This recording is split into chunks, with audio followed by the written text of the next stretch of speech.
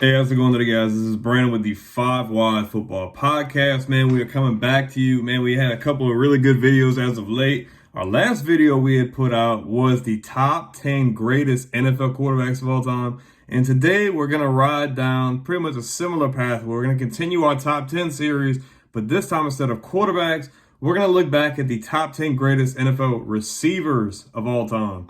Now, like I said in my quarterback video, this is not specifically just off of rings, certain teams you play for, none of that. It's not just based off of statistics. Statistics have a lot to play into who's the greatest of anything. Don't get me wrong. I'm not going to diminish that, but there's a lot more that comes into play, like length of time players play with a certain team, maybe the talent level around them, maybe the quarterback throwing them the ball, or maybe the level of talent with the different quarterbacks they play with.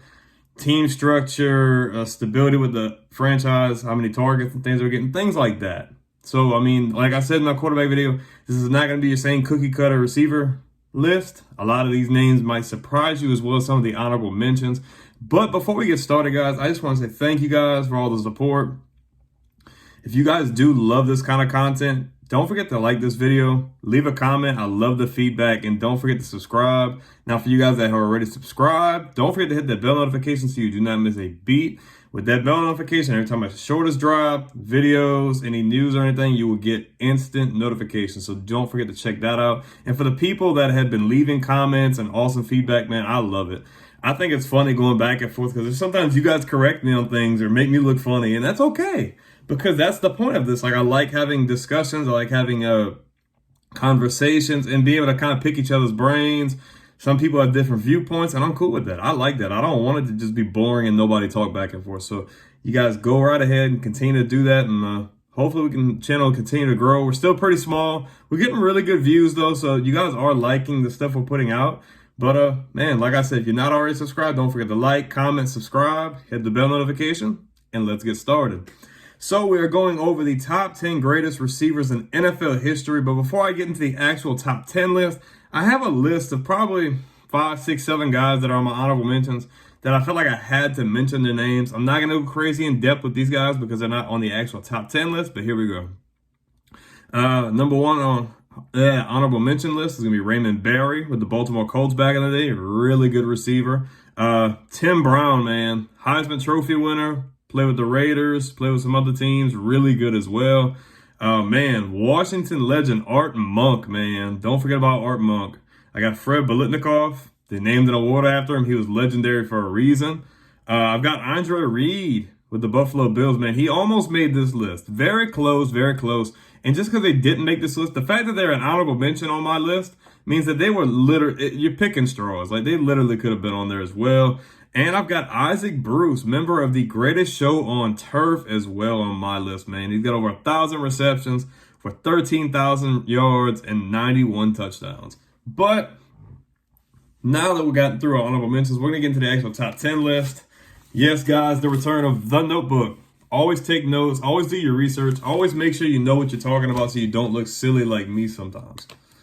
So if I'm going to get into my top 10, at number 10, I'm going with Chargers legend Lance Alworth, man.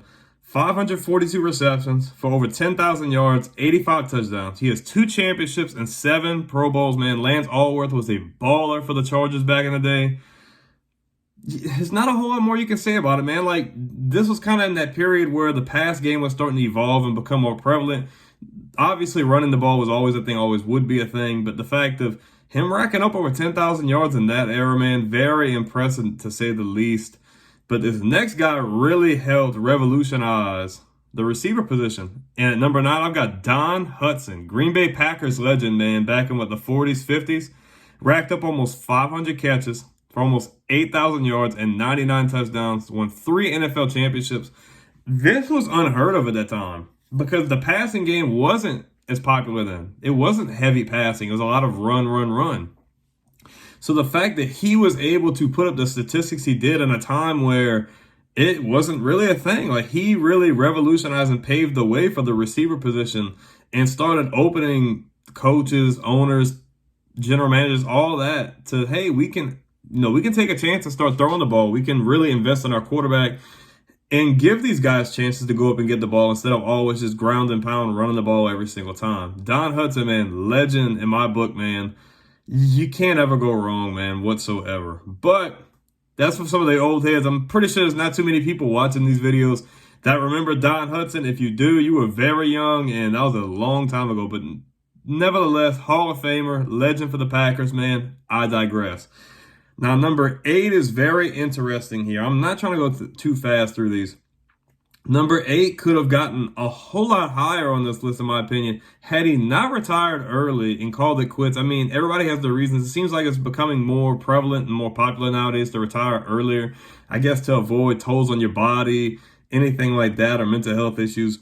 But number 8, I've got Megatron, man. I've got Calvin Johnson. What can you not say about Calvin Johnson? His nickname says it all, Megatron. This guy was a freak of nature. Dude had over 700 catches for 11,619 yards and 83 touchdowns. To say he retired early.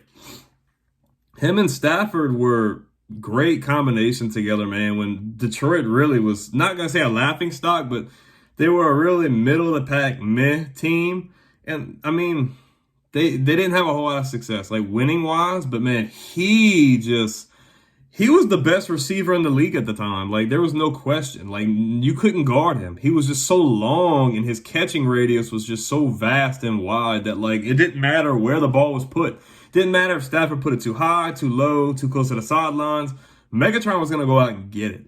The guy was unguardable. And imagine if, for instance, maybe he had played another 5, 6, 7, 8 years. Like, his statistics would have ran through everybody else on this list. Calvin Johnson would find himself top 3 in my book. And some people would still put him top 3 based off the amount of success he had in a short amount of time that he had. I would have loved to have seen him play longer and maybe gotten a chance to go somewhere else where maybe he had more team stability, better defense, and he would have had a chance to rack up stats and win some championships, man. But nevertheless, man, Megatron, one of the biggest what ifs. Like, we got to see a lot of him, but we didn't get to see the final product and like what his statistics would have shaped out to be had he played longer. But I'm going to move forward to number 7, man. Number 7, I got to watch this guy as well. He's a Hall of Famer. Now, I find that he kind of benefited from having a legendary quarterback at his disposal, but, I mean, the guy still put a great stats in. At number 7, I have Marvin Harrison. Indianapolis Colts, great. Indianapolis Colts, bro. Those teams were crazy. With him, Wayne, Peyton Manning, Edger and James. Not even just Dallas, people they got later on, Dallas Clark and stuff like that. But, man, Marvin Harrison, over 1,100 yards, over 1,100 receptions, had 14,580 yards, finished with 128 touchdowns. Him, like we were talking about Stafford and Johnson. Man, Peyton Manning and Marvin Harrison were unstoppable. Those offenses, like I said in the last video, Colts had talent on defense. They always had good players, but their defense didn't always perform at the snub. So Indianapolis was scoring a lot of points just to secure a win, to make sure they were winning the division title every year, to make sure they were in the playoffs, making a run for the Super Bowl every year. This guy just, oh man, when him and Peyton were on the same page and they were connecting, dude, that offense was unstoppable. And Harrison, like I said, Megatron was unguardable. Harrison was pretty hard to guard as well. Reliable hands, great route runner, able to come up and get it, get touchdowns consistently. Like, it benefits you when you have Peyton Manning throwing you the ball. And I'm not going to hold that against him, because I feel like if he would have went almost anywhere else, he would have had really good success. Maybe not to the same level or pedestal, but you can't hold that against him, because at the end of the day, you have no control over that. But with the quarterback he had and everything at his disposal, had a Hall of Fame career, man. His kid's really good as well, projected to be a lottery pick, top 5 pick in this year's draft. But, man, his numbers are crazy. And just off of his numbers alone, you could probably have him top 5, if not higher, depending on if you're a Colts fan or however you view things. But my book, man, Marvin Harrison is a top 10 receiver and one of the greats of all time for sure. Next guy, who I've seen on a lot of other lists, and he's cracked some people's top 10s, but mostly they have this guy in the top 15 to 20. But honestly, his numbers don't lie, and I feel like he's up there. And I've got him at number 6, and that is Chris Carter, man. Minnesota Vikings great with over 1,100 yards. I just keep saying yards. 1,100 receptions, 13,899 yards, and 130 touchdowns. When we think Vikings in the 90s, you think Culpepper and Cunningham, and you think of another guy on this list as being one of the most prolific receivers ever. But, man, Chris Carter was consistent, man. He led the league in receiving yards and touchdowns multiple times, and it just feels like he always flew under the radar. And when we talk about really good receivers, man, he was dynamic. He could catch, man. He had really good hands, good route runner, but he wasn't scared to get contact or go over the middle. Like, he was just legit. And I wish he'd get a lot more respect, man. I think he's a really good analyst, and, man, he was just hard-nosed. And just the way he looks at the game is just grit and grinding and working for every opportunity you get, every chance you get to get open. Make sure you're coming down with it. Make sure you're getting yards. Make sure you're getting in the end zone. Like, he was a main reason why that Vikings offense was so good. Yeah, you had Randall. Yeah, Randall's awesome. And the Vikings #1 at the time, Randy Moss, awesome in his own right. But, man, without Chris Carter, that offense still would have been good, but it wouldn't have been as prolific because nobody could stop those guys. I want to say they went like 14-2 that year that they ended up falling short to Atlanta in the playoffs.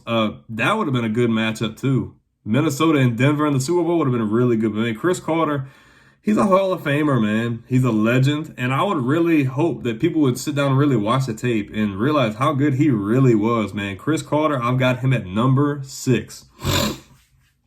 Now, guys, this is where things can get a little controversial. We're getting in the top 5. Anytime anybody's going to make a top 5, you're going to make some people upset. You're going to make some people pissed off. You're going to satisfy some people. You're not going to make everybody happy. But I'm looking at statistics. I'm looking at impact to the game, impact to the franchise. How did their presence on the team impact winning or any kind of success whatsoever, along with, obviously, the statistics. So at #5, I've got Larry Fitzgerald, man. Good old Larry Fitz, man. Dude has some of the most reliable hands in NFL history. Not many times you would ever see this guy ever drop a ball. Like, Larry Fitzgerald finished his career with over 1,400 receptions for 17,492 yards and 121 touchdowns, man. 11-time Pro Bowler, and one of the main reasons the Arizona Cardinals made a huge run and made it to the Super Bowl against the Pittsburgh Steelers.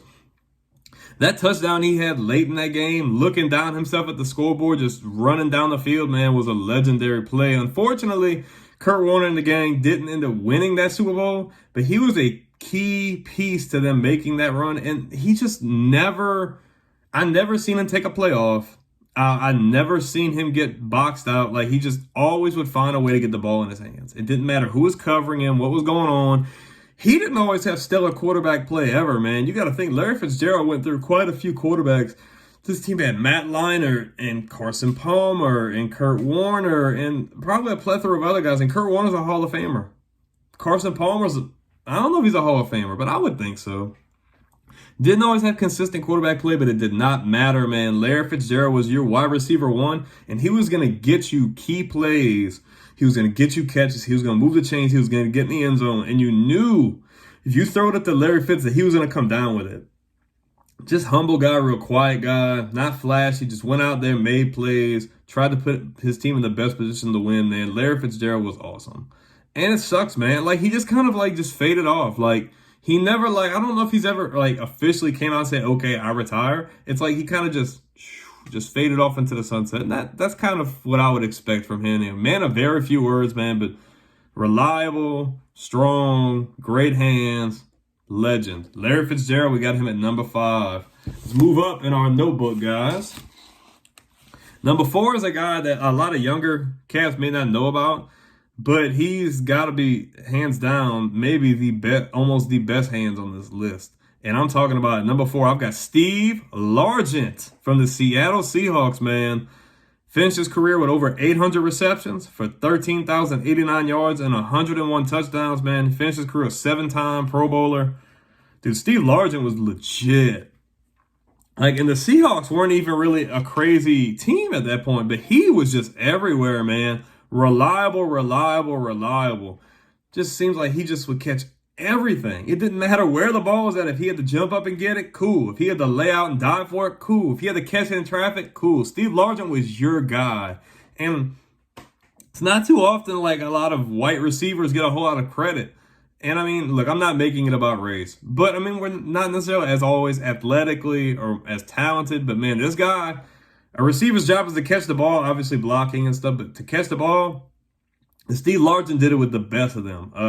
Somebody I feel like that doesn't get a whole lot of credit, doesn't really get talked about, but man, if you want, I hear the term good or reliable or old reliable, that's Steve Largent. Didn't matter who was throwing the ball, what situation you're in, throwing the ball, he's going to come down and he's going to put you in a good position to score points and good positions to win. Very underrated, very low key, but man, a real just stat pusher, man. Consistent, clutch, and very reliable hands, man. I've got Steve Largent at number 4. Oh, now, I said controversial, and I've wrestled with this top 3. And I'm still wrestling with this top 3. Even right now, I'm questioning if I should go through with the order that I've got it. I mean, there are 3 guys on this list. All 3 guys at some point or another had good quarterbacks throwing them the ball. But one of these guys pretty much went his entire career with Hall of Fame quarterbacks throwing him the ball. And yes, I do not want to hold it against him. But at the same time, if you were to give these other 2 quarterbacks a steady situation like this other receiver had, I think their numbers go up astronomically. So, although it is not the popular pick, although nobody ever makes this pick, I like to be controversial, and I like to go against the grain, and I like to do things differently. So when I look at number 3, I'm going with all-time great and apparently Shakeup user, Jerry Rice. Yeah. Don't click off of the video. Give me a chance. Jerry Rice, man, I mean, prolific. His numbers are the best of any receiver in NFL history. But like I said before, I don't want to base it solely off of stats, but let's look at the stats, shall we? Jerry Rice, longtime San Francisco 49er, finished with a couple of stints with the Seahawks and the Raiders to end his career, man. But Jerry Rice finished with 1,549 receptions for 22,000. Let's get this right, 22,895 yards. Rice finished with 197 touchdowns, man. 13-time Pro Bowler, 2-time Offensive Player of the Year, 3-time Super Bowl champion, and 1-time Super Bowl MVP. There's not a whole lot that you can say about Jerry Rice that not everybody else has said, man. Jerry Rice is just the epitome of a receiver, the epitome of a winner, and just the epitome of whatever you needed him to be. Now, like I said, a part of me putting him at 3, yeah, you played with Joe Montana, who I had Joe Montana with top 5 on my list. You had Steve Young, who made it in top 10 on my list. You played with back-to-back Hall of Fame quarterbacks, good defenses, teams that were consistently in contention for Super Bowls year in and year out. And he was a key piece to that. Because without Rice, I don't know if those teams win 3-4 championships or whatever the case may be. I mean, dude, like, Jerry Rice was unstoppable. And I'm not even going to talk about the Shakeup thing. That was just me being funny. But, I mean, dude, like, the only reason I don't have Rice higher is just his benefit to always play with consistently good quarterbacks. Obviously, the last couple years with the Raiders and Seahawks, I don't necessarily count that. That was just stat pushing at that point. But for the biggest part of your career, you were on really, really good teams and putting up really, really good stats. But you had really, really good quarterback play coming to you. So, although I don't want to hold it against him, I'm going to have to do it in this case. And I'm getting Jerry Rice at number 3. So if you guys have not been watching up to this point, had a lot of controversy, a lot of crazy things, I think most people are going to know who these 2 guys are. But I'm just going to break the ice, man. Number 2, I've got Randy Moss, man. Randy Moss, the epitome of just go up and get it, man. Explosive. You got to double cover him, man. Because you're not covering Randy Moss, man. Finished his career with 982 receptions for 15,292 yards, 157 touchdowns, man. 6-time Pro Bowler, which is kind of insane to me. He's only made the Pro Bowl 6 times. Weird. Offensive Rookie of the Year. Key piece to the Vikings making a huge run to the Super Bowl with Randall Cunningham. Not to mention being a key piece in one of the most prolific offenses in NFL history with the 2007 Patriots that up into the Super Bowl went 18-0 with Brady, Welker, Moss, Kevin Falk, and Teddy Bruschi and Mike Vrabel on defense. Randy Moss. Everybody knows you got Moss because Randy Moss was that guy, man. Confident, up there, man. Goes up and grabs everything. Like, you better have him in double coverage because if you don't, oh, he's going to terrorize you all game. I don't think there's many defensive backs that could come on and be like, y'all locked down Randy Moss. Or I held Randy Moss under 100 yards. Or I kept Randy Moss out of the end zone. Randy Moss was just, Randy Moss, man, just, he was like Megatron before Megatron. Just big body, big hands, can get up and grab anything. Deceptive speed. He has good speed, man. And just a huge difference maker to any team he's on. It didn't matter if he was with the Vikings, his short stint with the Raiders, when he went to New England, and then he had a few stints after with, I think, like the Titans, the Vikings, and the Niners to end his career, something along those lines. But, man, Randy Moss, dominant. Just truly dominant. Didn't matter who was throwing him the ball. He had good quarterback play. Yeah, you had Randall. You had Dante Culpepper. You had Tom Brady. But you had some other guys in between time. Like, I feel like Randy Moss is one of those guys that it does not matter who you have at quarterback. Doesn't matter if you have a Hall of Famer. Doesn't matter if you have a fringe starter. And it doesn't matter if you had the third string backup. Randy Moss is going to do Randy Moss things. And Randy Moss is going to take over games. He's going to always get you in the end zone. And he's going to keep you in a game because his catch zone is everywhere. It doesn't matter where you put it. He's going to get it. Randy Moss, man, one of the all-time greats. I've got him at number 2. But my only gripe with Moss is just like not always there. Checks out of games. Maybe not always the greatest attitude, but I'm not going to hold that against him because this other guy had similar, I'm not going to say checks out of games and didn't give it every play because I feel like Moss didn't always give it every play. But this guy got questioned for his character issues too, man. So at number 1, my number 1 greatest NFL receiver of all time, it's going to be T.O., man, Terrell Owens. Good old T.O. Like, I remember being a kid and watching T.O. and knowing that T.O. was just that good. But I don't know, something just, maybe it was the way the media was painting him, especially when he was with Philly. You shouldn't like T.O. He's got attitude problems. He's a disruptance to the locker room. Blah, blah, blah. But as I grew older and I started watching him more, I started hearing his perspective. T.O. was a competitor, man. He wanted everybody to be where he was at. And if they weren't working as hard as him, he had a problem with that because he wanted to win. T.O. finished his career with 1,078 receptions, 15,934 yards, and 156 touchdowns, along with 6 Pro Bowls. Why is there only 6? Why do Moss and T.O. only have 6 Pro Bowls? T.O. gave 150% every play. It didn't matter where he went. He was a monster with the Niners. He was a monster with the Eagles. He was a monster with the Cowboys. And these other teams he went to. I remember he had a short stint with the Bills. He was really good. He had a short stint with the Bengals, and he was really good. T.O. did not need anybody crazy at quarterback. The guy gave it his all every single play. Consistently great hands. Consistently great route runner. Great blocker. Like, yes, he was overconfident at times. Yeah, he liked to run his mouth. Yeah, he could kind of stir the pot a little bit because he was just so amped up and just wanted to win and wanted everybody to work as hard as him. It's crazy that he never won a Super Bowl. You can't question T.O.'s heart when he had, a broken leg, and 6 weeks later, he's in the Super Bowl playing on said broken leg because he wants to win that bad. Yeah, he had controversy with him and McNabb. Yeah, he had controversy with him and Dallas, with Romo and them not getting it done. Dude, I'm looking off a straight play. T.O.'s it, bro. Like, consistent. Would never take plays off. Would always give it his all.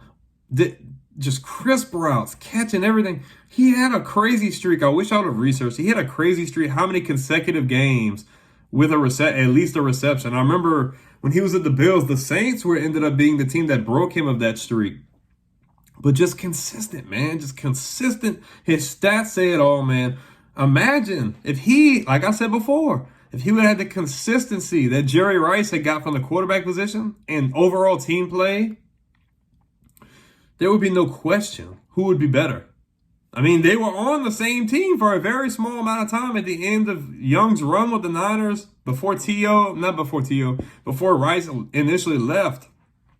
They played on the same team. They realized some of the same success. And even after Young left, when they had Jeff Garcia, T.O. was a monster, and he was young. But everywhere he went, he was good. Everywhere. I don't think he had a bad stint where you're like, oh, T.O. fell off. Like, it just reached the end of his career. But, man, that's how I feel, man. I think Terrell Owens is the greatest NFL receiver of all time. But what do you guys think? Who is in your top 10? Who is in your top 5? Who did I leave out that maybe you would have put in? Who are my honorable mentions that I should have swapped out with guys in my top 10, man? Leave a comment below. Let's have a discussion, man. My opinion is my opinion. Doesn't mean it's right. Doesn't mean it's wrong. Everybody is entitled to their own opinion about who is great and who wasn't great. But, man, it's my top 10 receivers in NFL history, man. If you like this kind of content, man, don't forget to like the video. Like I said, drop a comment below. Let's hear what your top 5s and your top 10s are, man. But if you like this kind of content, don't just do that. Subscribe. We're trying to build something special here. I want to build something different. I want to break the mold and do things differently. And it's going to be a grind. We're very small right now. I'm not afraid to say that. But like I said, if you like pro content, if you like college content, if you like these top 10 videos, if you like weekly football videos, man, like I said before, don't forget to like the video, comment, subscribe. Once you've subscribed, don't forget that bell notification so you don't miss a beat. I'm planning on doing probably a top tight ends, if not a top running backs list. I feel like running back is a little more tricky. I feel like tight ends is a little more black and white. But like I said before, if you like this content, check it out. Strap in, man, because it's going to be a heck of a ride, man. I really enjoyed doing this video, and I can't wait to give you guys more. This is Brandon with the 5 Wide Football Podcast, signing off. You guys have a great day.